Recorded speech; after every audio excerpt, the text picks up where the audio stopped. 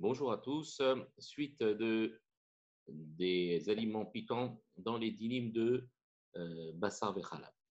Alors, on a dit juste avant qu'on autorisait, en cas de force majeure, lorsque je suis, par exemple, en pique-nique, je n'ai pas d'autres couteaux, pour pouvoir utiliser un couteau, par exemple, Bassari, et couper un oignon pour le manger avec une salade halavi, on m'autorise, en cas de force majeure ou dans des cas uniquement provisoires, de planter à 10 reprises mon couteau à l'intérieur de la terre.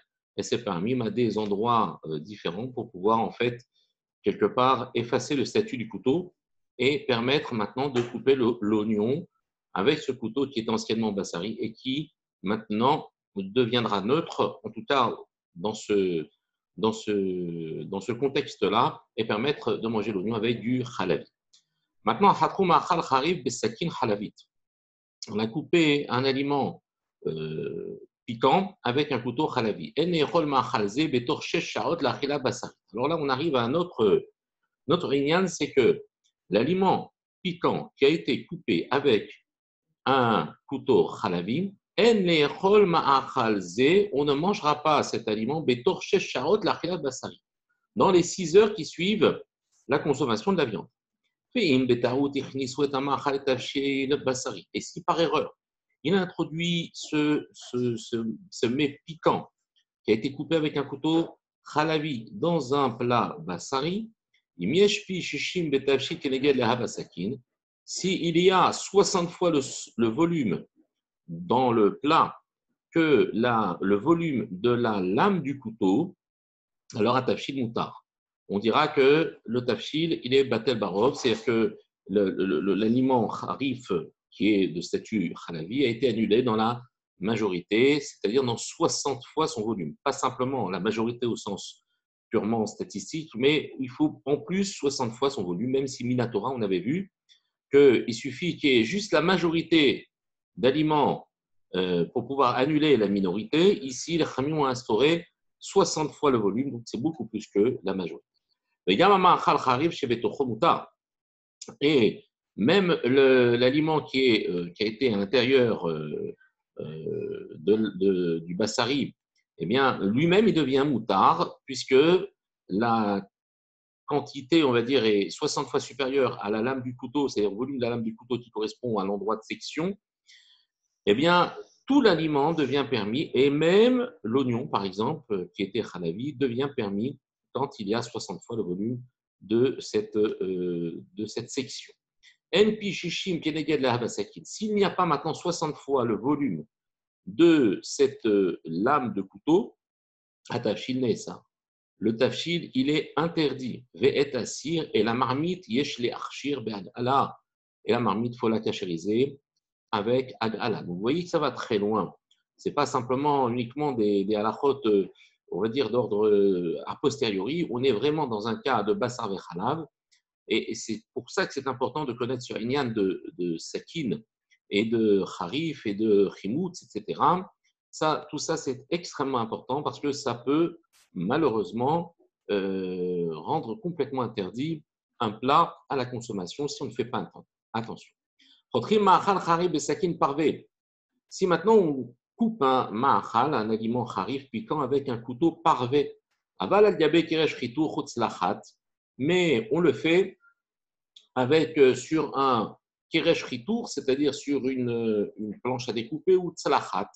Alors ici, je change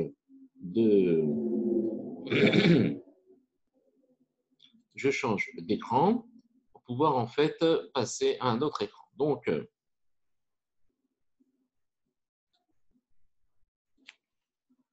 il l'a coupé sur une assiette bassari ou sur une planche à découper bassari au chalavit ou inversement au chalavi.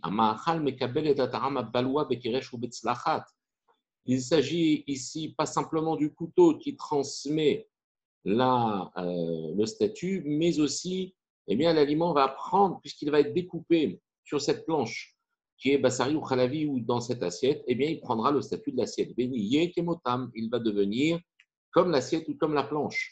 Il est interdit de le manger avec l'autre espèce Donc, ça, c'est encore quelque chose de très, très important. Il faut faire attention non seulement au couteau, mais aussi à la planche ou à l'assiette sur laquelle on va découper tout ça. Il y en a qui écrivent. שראוי להחמיר שלא לחתור לכתחילה בצירים גדולים וחריפים מאוד בשקים של בשר, אם מתכוונים להכניסם לבישול או טיגון או עם דגים. Alors, il y en a d'autres qui disent et qui écrivent qu'il est même, il faut être mahmir, raoui l'achmir. Il est bon d'être mahmir. Shelo lachator, de ne pas couper les khatrila a priori, betselim, c'est-à-dire des oignons gedolim qui sont gros, bacharifim meod et qui sont très très piquants, besakin shel basar avec un couteau basari, imit kavenim lachnisam le bichoul, o tigun imdadim. Si on a l'intention de les faire rentrer dans un plat et les faire cuire dans un plat ou les faire frire avec du poisson. Vous savez qu'il est interdit de mélanger du poisson et de la viande. Eh bien, même l'oignon qui a eu et qui a absorbé le goût bassari devient maintenant interdit au même titre que la viande, presque au même titre que la viande avec du poisson. Donc, il est raoui il est achmir. Ici, il n'y a pas marqué que c'est interdit, mais raoui il est achmir, c'est-à-dire qu'on a tellement, on va dire, une absorption du taram que ça pourrait être comparé à un morceau de viande. Et donc, dans ce cas-là, puisqu'on a vu tout à l'heure que, par exemple, un oignon qui a été coupé avec un couteau khalavi, même s'il est propre, eh bien, il devient khalavi au point où on ne le mange pas dans les 6 heures de la consommation de la viande. Donc ici, vraiment, mon oignon, il est très gros. Alors pourquoi ici, on fait attention à que notre oignon ne soit pas très gros? Parce que d'abord, quand on coupe un oignon, ensuite, et qu'on ne va pas utiliser la totalité de l'oignon, on risque d'entrer dans sa feuille de savoir quel est le statut de l'oignon. J'ai laissé, par exemple, une moitié d'oignon dans mon frigidaire et je ne sais plus si c'est avec un couteau bassari ou khalavi. Donc, il vaut mieux, comment dire, voir petit, couper des petits oignons et savoir qu'on a complètement utilisé ces oignons dans le plat en question, plutôt que de se retrouver avec un oignon dont on ne sait plus quel est le statut. Il faudrait une gestion incroyable. Donc, les gros oignons, les choses très, très harif, dont je sais que je ne vais pas utiliser la totalité parce que c'est trop piquant, ou alors c'est trop gros, eh bien ça, c'est quelque chose à laquelle je dois faire attention avant.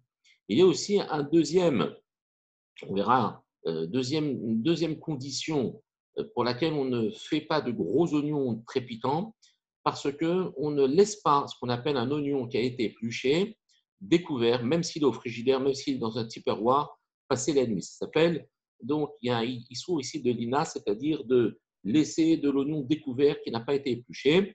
Ça, c'est un autre inyan, un autre din, même si de nos jours, ça n'interdit pas le plat a posteriori, mais les khatrila, il faut faire attention à ça. Même si la Gemara est très, très, très à cheval sur ce inyan-là, à l'époque, il faisait très attention à cela. Aujourd'hui, on est moins regardant sur le din de l'INA, mais il convient de faire attention. Donc, de couper un oignon, de le laisser à moitié coupé dans le frigidaire, ça c'est interdit, comme un œuf par exemple qui a été épluché ou de l'ail qui a été épluché qui reste découvert. Donc il faut faire attention à ça. Ça c'est un autre inyan, mais ça fait partie ici du principe de ne pas couper des gros oignons de telle manière qu'on n'ait pas ni de reste dont on ne connaît pas le statut ou de reste épluché qui a passé la nuit. Alors là, alors ce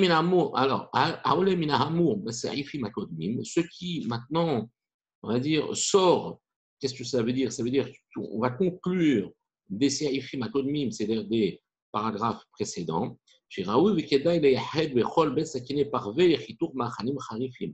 On doit dans chaque maison réserver des couteaux uniquement parvés, les hitour, pour découper ma'achalim khalifim, des aliments piquants ou acides.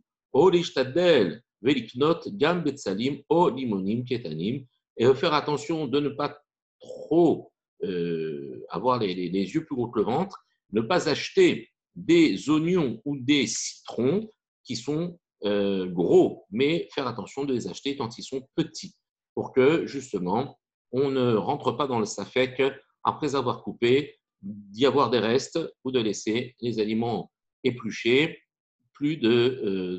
pendant toute la nuit, même dans une boîte fermée, même enveloppé dans un cellophane. Tout ça, il faut absolument faire attention aussi à ça, ce qu'on appelle au ISO de l'INA. Et donc, c'est pour ça qu'on prendra des oignons et des citrons ou des aliments piquants ou acides uniquement petits. Voilà, j'espère que Bazat Hachem, c'est à la route qu'on va continuer, merci Hachem, vont évoquer chez vous une attention particulière. Ce sont des choses qui malheureusement ne sont pas souvent connues et qui peuvent malheureusement, bien qu'on ait l'intention de manger strictement cachère, et bien des fois compromettre un petit peu cette cache-route. Bazat Hachem, qu'Akadosh Baruch Hu nous protège de toute achila asura, de toute consommation de mets interdits. Je vous souhaite une très bonne journée à tous. Que tout va